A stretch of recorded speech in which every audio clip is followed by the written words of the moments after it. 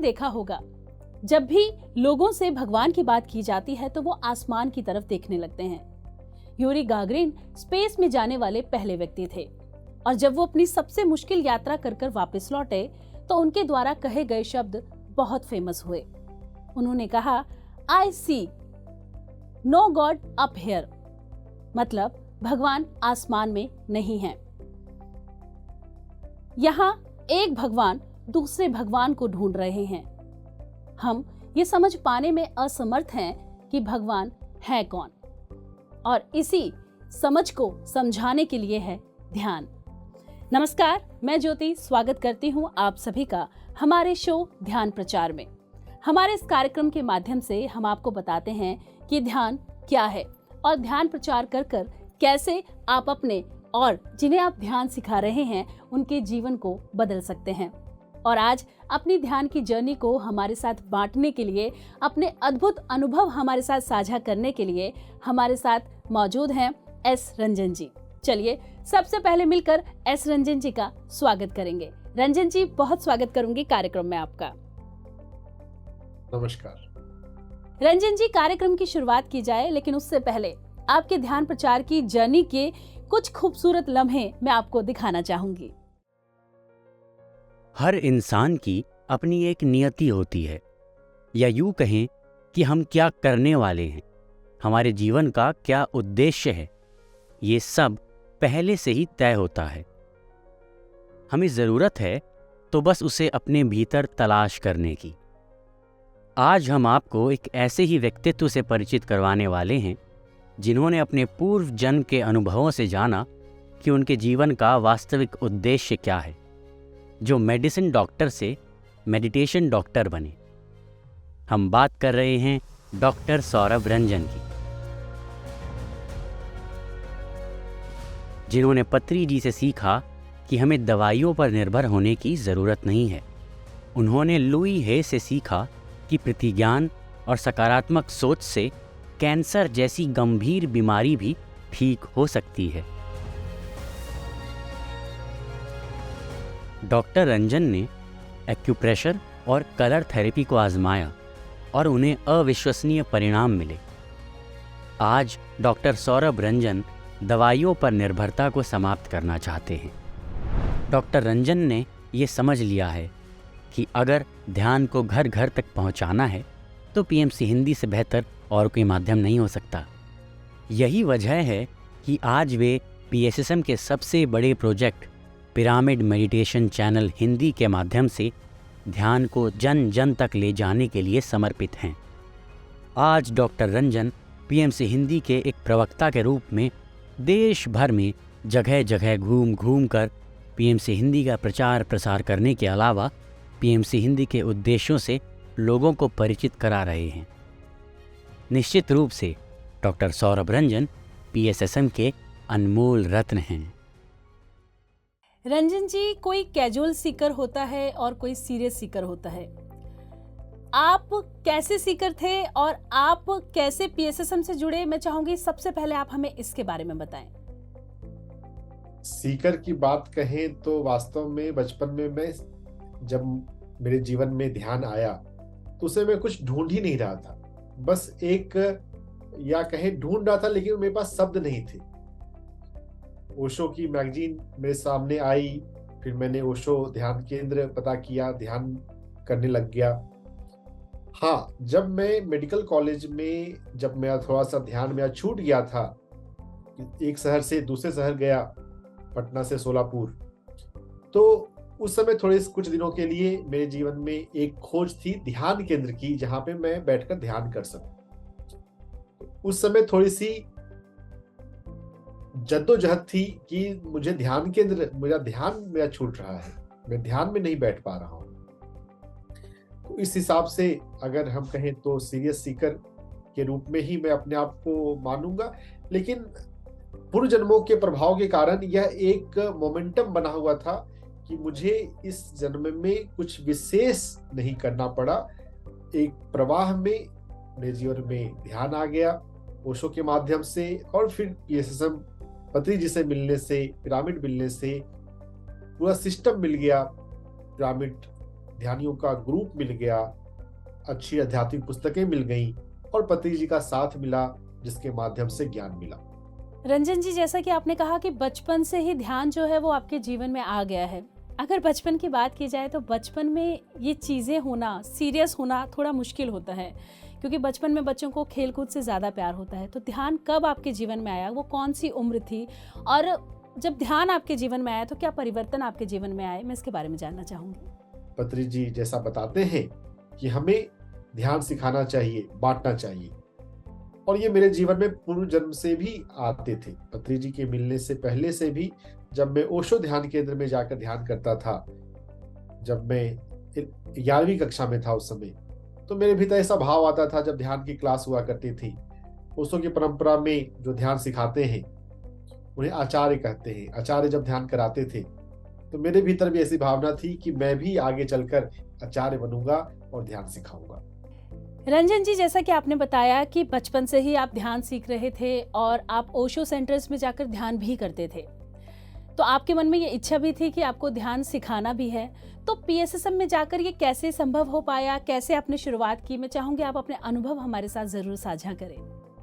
PSSM में बहुत खूबसूरत सिस्टम है। यहाँ पर कहा जाता है ध्यान सीखते ही आप तुरंत ध्यान सिखा सकते हैं, और मेरे जीवन में भी ऐसा हुआ। जब मैंने पिरामिड ध्यान सीखा, बताया गया पत्री जी के द्वारा और दूसरे मास्टर्स मानव श्री प्रसाद सर के द्वारा कि आप ध्यान सिखा सकते हैं, ध्यान सिखाना चाहिए, ध्यान सिखाना जरूरी है।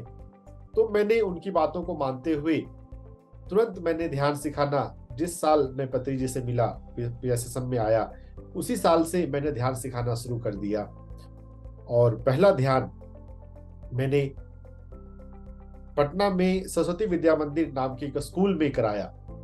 मेरे पास पिरामिड ध्यान जगत मैगजीन थी, उस मैगजीन को लेकर मैं स्कूल में चला गया, प्रिंसिपल से मिला और मैंने कहा कि मैं ध्यान सिखाना चाहता हूँ। प्रिंसिपल जो थे उन्हें मेरी बात पसंद आई, वो मुझे 10वीं का क्लास में ले गए डायरेक्ट और बोले कि आप जो सिखाना चाहते हैं सिखाएं। मैंने उस बोर्ड पर मन के लिए चेतन मन, अवचेतन मन का इमेज बनाया और उनको बताने लग गया कि हम बेहतर मेमोरी, बेहतर कंसंट्रेशन के लिए किस प्रकार ध्यान का उपयोग कर सकते हैं। प्रिंसिपल को मेरी बात पसंद आई और बाद में सत्र के बाद उन्होंने कहा कि आप 2-4 दिन के बाद कोई फेस्टिवल का समय था और उस समय बुलाया और बोला कि आप पूरे स्कूल को ध्यान कराएं। तो मैंने अपनी पहली ध्यान क्लास में ही लगभग 500 बच्चों को, 500 से 700 जिसमें टीचर्स भी हैं, उनको मैंने अपने मोबाइल पर पत्री जी का म्यूजिक चलाकर म्यूजिक के साथ उनको गाइडेड मेडिटेशन कराया। रंजन जी, आप जिस प्रोफेशन से जुड़े हुए हैं उसमें अक्सर जो है वो मेडिसिन जो है प्रिस्क्राइब की जाती हैं, मेडिसिन से ही आप ठीक होते हैं ऐसा कहा जाता है। लेकिन आपने कब जाना कि मेडिसिन के अलावा एक स्पिरिचुअल लाइफस्टाइल भी है जो हमारे जीवन को बदल सकता है, जो हमें गंभीर बीमारियां हैं उन बीमारियों को दूर कर सकता है? मैं चाहूंगी इसके बारे में आप बताएं। मैगजीन्स, ध्यान जगत मैगजीन जिसका नाम अब पिरामिड ध्यान जगत है, उसमें अलग अलग अनुभव पढ़ने को मिलते थे कि लोगों को ध्यान करने से ये फायदे होते हैं, ये फायदे हुए। तो उनको पढ़ते हुए, उनको ध्यान अनुभव के बारे में सुनते हुए मैंने पहले अपने आप पे ट्राई किया। जब कभी कोई छोटा मोटा एलिमेंट हुआ, कभी पेट दर्द है या कभी कोई कोल्ड है या हेडेक है, ध्यान करने के बाद मैंने पाया कि वो तो अपने आप ठीक हो जाता है। कभी कोई फीवर है तो कुछ करने की जरूरत नहीं है, आंख बंद करके बैठ जाने की जरूरत है, एनर्जी आती है और थोड़ी देर में हीलिंग हो जाती है। तो सबसे पहले मैंने इसे अपने ऊपर आजमाया और जब मुझे लगा कि हाँ, ये तो वास्तव में ध्यान में बैठने से हीलिंग होती है। फिर जब मैं ध्यान सिखाता था, लोगों को बोलता था, तो लोग मुझसे अलग अलग सवाल पूछते थे, हेल्थ क्वेश्चन भी आते थे, और उसमें जब मैंने उनको ध्यान के लिए, चूंकि मेरे अनुभव में बात आई हुई है कि ध्यान में हम बैठते हैं और हीलिंग हो जाती है। अलग अलग ध्यानियों को ध्यान में जब मैंने गाइड किया और उनको भी हीलिंग हुई, तो मेरा ये विश्वास बढ़ने लगा कि हाँ, ध्यान से हीलिंग होती है। और इसमें मुझे दिल्ली के ही एक पिरामिड मास्टर, जो अब एक बहुत अच्छे रेगुलर पिरामिड मास्टर्स हैं, पीएमसी हिंदी पर रेगुलर शो भी करती हैं, उनके जीवन के अनुभव की बात आई। उन्होंने एक बार कान में दर्द, तेज कान में दर्द के लिए मुझे फोन किया, मुझे ये समस्या हो रही है। और मैंने उनको मनोमय कोश और मेडिटेशन का कनेक्शन को बताते हुए बताया, उन्होंने किया और उनका जो जिसके वो कई घंटों से परेशान हो रही थी वो कुछ मिनटों में वो ठीक हुआ। तो इस तरह के अनुभवों से मुझे समझ में आया कि हाँ, ध्यान ही सभी रोगों का इलाज है। ध्यान की में आई हुई ऊर्जा और ध्यान में आया हुआ ज्ञान ही हमें हीलिंग करता है। दवाइयां सॉल्यूशन नहीं है, meditational energy, meditational wisdom solution है। जी, तो दर्शकों, अगर आप भी ध्यान प्रचार करना चाहते हैं तो आप हमारे व्हाट्सएप नंबर पर संपर्क कर सकते हैं, पीएमसी हिंदी से जुड़ सकते हैं। इसके साथ ही रंजन सर, आपके लिए कुछ बहुत खास है हमारे पास, लेकिन पहले आपसे एक सवाल मैं लेना चाहूँगी। रंजन जी, मैं चाहूँगी कि आप हमें बताएं कि आपने ध्यान प्रचार कहाँ कहाँ किया है और आपके जो अनुभव वहाँ रहे हैं, मैं चाहूँगी उसको आप हमारे साथ ज़रूर बांटें। पत्री जी को और दूसरे प्यारे मास्टर्स को देखते हुए मेरे भीतर भी यह भावना आ गई कि ध्यान प्रचार करने के लिए तो जहां से बुलावा आए वहां पे हमें जाना चाहिए, दूरी को कभी नहीं सोचना चाहिए। तो पहले मैं सोलापुर में पढ़ाई करता था, वहीं पर मैंने ध्यान शुरू किया, वहीं पे ध्यान प्रचार शुरू किया। उसके बाद जब दूसरे शहरों से इनविटेशन आते रहे, जैसे गुलबर्गा में रोटरी क्लब में ध्यान कराने का ऑफर आया, तो मुझे ही सोलापुर से गुलबर्गा जाने के लिए कहा गया, क्योंकि मैं डॉक्टरी की पढ़ाई एमबीबीएस कर रहा हूं, तो इस कारण से समाज में कुछ लोग थोड़ी इज्जत देते हैं, तो उसको इनकैश कराने के लिए भी पीएसएसएम में बहुत बार लोग मुझे आगे कर देते। तो अगर अपॉर्चुनिटी आई कि उस समय अगर कोई दूसरे सीनियर मास्टर्स नहीं है, तो मेरी जो पहली दूसरे शहर में बड़ी क्लास जो हुई उसमें ये गुलबर्गा था। गुलबर्गा के रोटरी क्लब में मैंने पावर पॉइंट बनाकर प्रेजेंट किया था। फिर कई शहरों में, पुणे में, मुंबई में, इंदौर, भोपाल, राजस्थान में उदयपुर, भीलवाड़ा, जयपुर, कई जगहों पर मैंने ध्यान प्रचार के लिए गया। जहां से भी इनविटेशन आता था, जहां पे भी कोई व्यक्ति इंटरेस्ट जगाता है, किस व्यक्ति का किससे कनेक्शन बनता है ये हम नहीं जानते, नहीं समझ सकते। तो अगर कहीं से इनविटेशन आए और अगर हम जा सकते हैं, अगर हम अपने टाइम को मैनेज कर सकते हैं, टाइम मैनेजमेंट ज्यादा बड़ी बात है, फाइनेंशियल मैनेजमेंट नहीं, क्योंकि फाइनेंस तो मैनेज हो जाता है, किसी न किसी तरीके से फाइनेंस आ जाता है। तो फाइनेंशियल कंसिडरेशन मैं कभी ऐसा नहीं सोचता कि कितना खर्च होगा या कितना समय मैनेज करना, कि हाँ, जब मैं पढ़ाई कर रहा हूँ या बाद में मैं हॉस्पिटल में जॉब कर रहा था, तो मैं अपने पास अपने शेड्यूल को कैसे एडजस्ट करूं कि छुट्टी को मैं निकाल सकूं, कि मैं जा सकूं। और उस छुट्टियों का मैंने हर जगह पे उपयोग किया।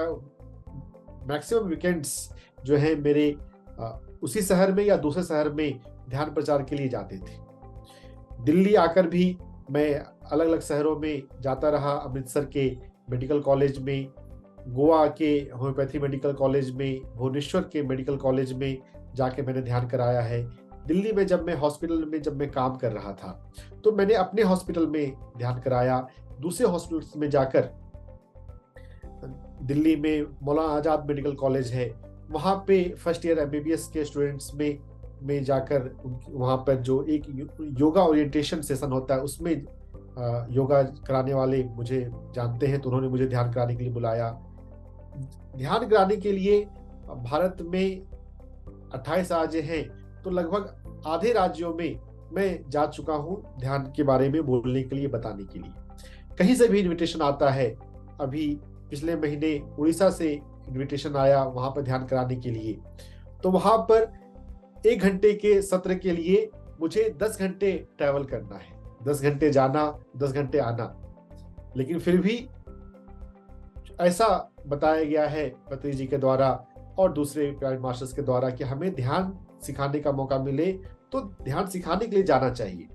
तो मैंने उस ट्रैवल की फिक्र ना करते हुए 1 घंटे की क्लास के लिए मैं 10 घंटे ट्रैवल करके भी जा रहा हूं और ध्यान सिखा रहा हूं। ध्यान सिखाने के लिए जब हम ट्रैवल करते हैं, तो इसका एक और दूसरा फायदा होता है कि हमें दुनिया का अलग अलग कल्चर का पता चलता है। अलग अलग भाषा के लोग हमें मिलते हैं, अलग अलग तरीके से लोग ग्रीटिंग करते हैं, लोग सम्मान करते हैं। अलग अलग जगह पे थोड़े से क्वेश्चन भी कभी कभी अलग हो जाते हैं। वैसे क्वेश्चंस तो ज्यादा अलग नहीं होते, क्योंकि जो मानव मन है वह तो एक ही तरह से सोचता है। लेकिन हाँ, बात करने का तरीका, सम्मान करने का तरीका अलग अलग जगहों पे अलग मिलता है। तो इस तरह से हमें कम समय में ज्यादा अधिक विस्तृत मानव जीवन का एक्सपोजर होता है। तो ट्रैवल करने का अपना एक बेनिफिट्स है, एक अपना आनंद है। और ध्यान प्रचार करने के लिए मैंने बहुत ट्रैवल किया है। और अभी भी पत्री जी का जो निर्देश है, अगर हमें 7 समंदर भी जाना पड़े तो ध्यान कराने के लिए हमेशा जाने के लिए यस बोलना चाहिए। और फिर हमें देखना चाहिए कि हम कैसे अपने टाइम को मैनेज कर सकते हैं। फाइनेंस तो सेकेंडरी बात है। रंजन जी, जैसा कि आपने हमें बताया कि आपने ध्यान प्रचार जो है वो बहुत सारे राज्यों में जाकर किया, और अगर आपको आगे भी मौका मिलेगा तो आप ध्यान प्रचार करेंगे और करते ही रहेंगे। और आपने जैसा कि कहा कि 10 घंटे के सफ़र के बारे में नहीं सोच रहे हैं, लेकिन वो जो 1 घंटे का सेशन है ध्यान कराने का, वो आपके लिए महत्वपूर्ण है। ऐसे ही मैं आपसे जानना चाहूँगी कि ध्यान प्रचार आप कर रहे हैं, ध्यान प्रचार करने के दौरान आप बहुत सारे लोगों से मिलते हैं, तो क्या चेंजेस आपने अपनी पर्सनल लाइफ और प्रोफेशनल लाइफ में देखे? मैं चाहूँगी इसके बारे में आप बताएं। पर्सनल लाइफ, फैमिली लाइफ के मामले में मैं बताऊं कि पहले जब मैं अपने माता पिता के व्यवहार या परिवार में दूसरे लोगों के व्यवहार के लिए कंसर्न होता था, धीरे धीरे बात ये समझ में आ गई कि हमें उन्हें एक अंडरस्टैंडिंग के साथ, एक कंपैशन के साथ, एक सोल पॉइंट ऑफ व्यू से व्यवहार करना चाहिए। जब हम ध्यान सिखाते हैं, जब हम बाहर ध्यान सिखा रहे हैं, तो हम अपने घर में भी तो ध्यान सिखा सकते हैं। और ध्यान सिखाने के लिए कोई जरूरी नहीं है कि हम प्रॉपर क्लास ले तभी ध्यान सिखाना होता है। जब हम बातचीत करते हुए ध्यान के एलिमेंट को लाते हैं, ध्यान के महत्व को बताते हैं, अगर थोड़ा सा भी डिस्कशन होता है तो भी सामने वाला व्यक्ति जो है थोड़ा ज्यादा ओपन होता है। तो मैंने अपने परिवार में, मैंने अपनी मौसी को ध्यान सिखाया है, मैंने परिवार में अपनी रिश्ते में अपनी कजन्स को, अपनी बहन को ध्यान सिखाया है। तो इससे ध्यान करने से जब उनको ध्यान का महत्व रियलाइज होता है तो वो उनके भीतर आपके लिए एक रेस्पेक्ट आता है, और वो जो रिश्ते हैं वो अधिक मधुर हो जाते हैं। तो देखिए, एक भाई बहन का एक रिश्ता, एक परिवार वाला रिश्ता तो है ही, उसके कारण तो एक मधुरता है ही, लेकिन ध्यान सिखाने के अलावा इसके कारण जो एक और जो रिश्ते हैं वो और प्रेमपूर्ण और डीप हो जाते हैं। तो मुझे वो एक बहुत इस पर्सनल लाइफ में, फैमिली लाइफ में मैं इस चीज को एंजॉय करता हूँ कि ध्यान सिखाने से एक अलग ही बात फैमिली में हुई है। और जैसा कि मैंने आपसे पहले कहा था कि आपके लिए कुछ बहुत खास है हमारे पास, तो चलिए देखते हैं। नमस्कार साथियों, मेरा नाम संजना कपूर है और मैं दिल्ली से हूँ। ध्यान मैंने सबसे पहले 2020 में डॉक्टर एस रंजन से सीखा। अगस्त का महीना था और सब तरफ कोरोना का भय था।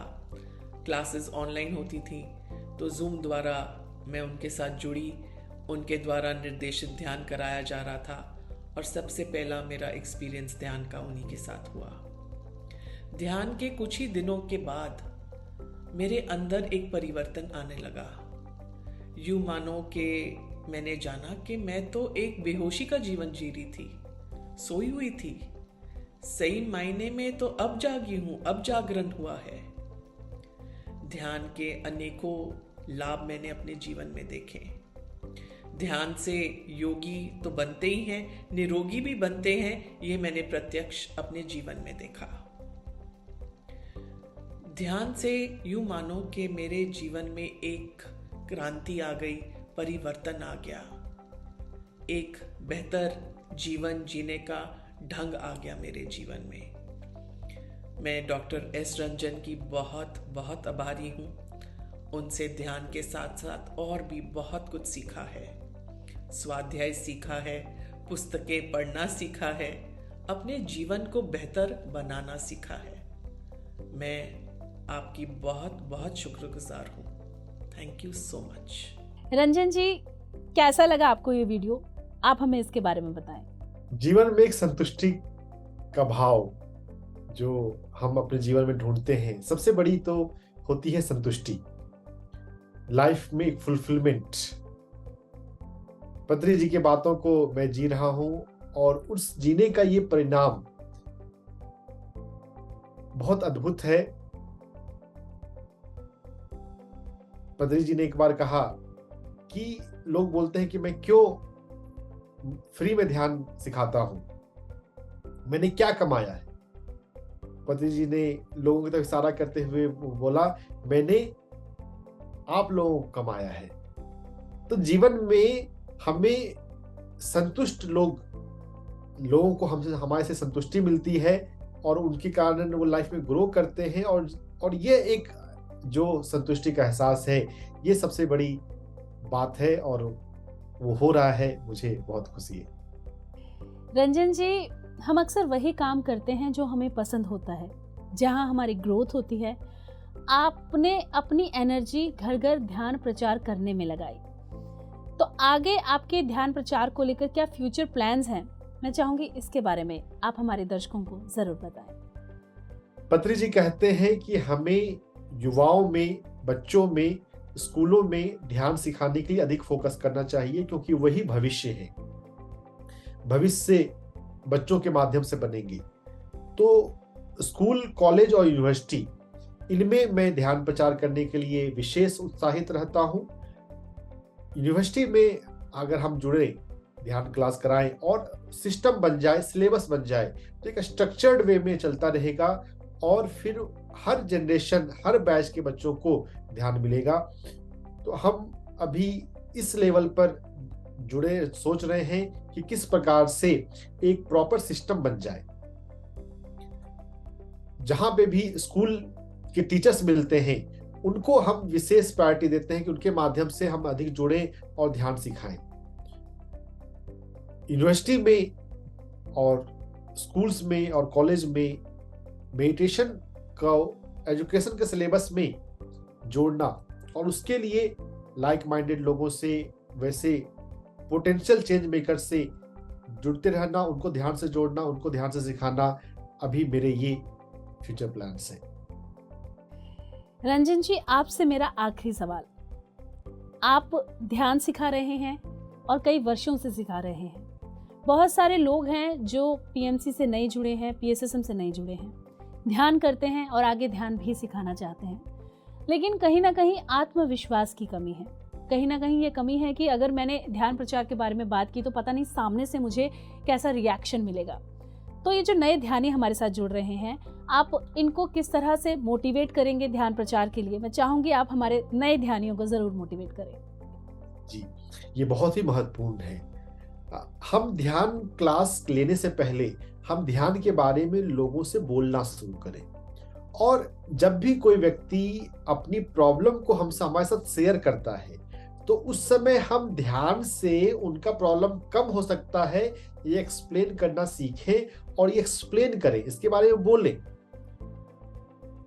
कोई भी व्यक्ति अपनी प्रॉब्लम बता रहा हो, अगर ऐसा प्रॉब्लम किसी ध्यानी ने अपने ध्यान के तरीके से सॉल्व किया हो, ऐसा कोई वीडियो हो, ऐसा कोई मैगजीन में आर्टिकल हो, कोई बुक में कोई राइटअप हो, तो वैसा उनको व्यक्ति को शेयर करते हुए उनको ध्यान के लिए बोलना चाहिए। और ध्यान के लिए जब हम बोलते हैं, दूसरे व्यक्ति के अंदर जब ध्यान की प्यास पैदा होती है, तो वह शुरुआती कदम है ध्यान क्लास लेने और ध्यान प्रचार करने का, है ना। क्योंकि जब हम ध्यान क्लास लेंगे तब भी तो हमें ध्यान के लिए एक्सप्लेन करना है, ध्यान के फायदे के लिए एक्सप्लेन करना है। तो अगर हम वो बोलना शुरू कर देंगे और नए लोग पहले एक व्यक्ति को ध्यान सिखाएं, और पतंजलि जी कहते भी हैं, अगर हमने एक व्यक्ति को भी ध्यान सिखाया तो हम मास्टर बन गए। कोई माँ अगर एक बच्चे को जन्म दी तो वो माँ बन गई। अब दूसरा बच्चा है तो वो एक बात की प्रोग्रेशन की बात है ना। पहले हम सिर्फ एक व्यक्ति को ध्यान सिखाने की फिक्र करें, और ध्यान सिखाने से ज्यादा ध्यान के बारे में अच्छे से बोलने की फिक्र करें। ध्यान के कंसेप्ट्स को, जो कि हमारे स्पिरिचुअल रियलिटी सीडी में भी वीडियो में बताया गया है, हमारे स्पिरिचुअल रियलिटी वीडियो में बताया गया है, उस कंसेप्ट्स को अपनी बातचीत के माध्यम से एक्सप्लेन करने की कला सीखें, उसकी कोशिश करें। तो वो करते जाएंगे, और सज्जन सांगति, जो लोग ध्यान प्रचार कर रहे हैं उनके साथ रहना, उनको देखना कि वो किस प्रकार से ध्यान के बारे में बोलते हैं, किस तरह से ध्यान के में जो सवाल आते हैं नए लोगों के, उसके सवालों का जवाब वो कैसे देते हैं। तो जो ध्यान सिखा रहे हैं उनकी संगति करने से हम ध्यान सिखाना, नए लोग ध्यान सिखाना सीख जाएंगे।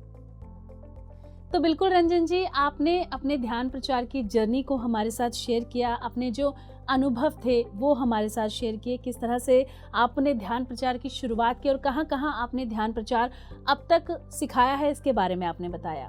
तो इस अनुभव को हमारे साथ शेयर करने के लिए आपका बहुत बहुत धन्यवाद। धन्यवाद।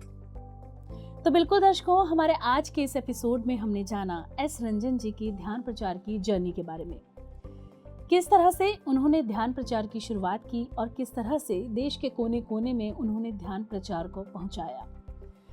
उन्होंने बताया कि ध्यान जितना आता है उतना सिखाना भी जरूरी है, ताकि आप अपने जीवन को बदल सकें और आप जिसे ध्यान सिखा रहे हैं उनके जीवन को भी बदल सकें। हमारे आज के इस एपिसोड में बस इतना ही। हम फिर हाजिर होंगे किसी नए ध्यानी की खूबसूरत जर्नी के साथ। तब तक के लिए मुझे दीजिए इजाजत और आप देखते रहिए PMC हिंदी। नमस्कार। PMC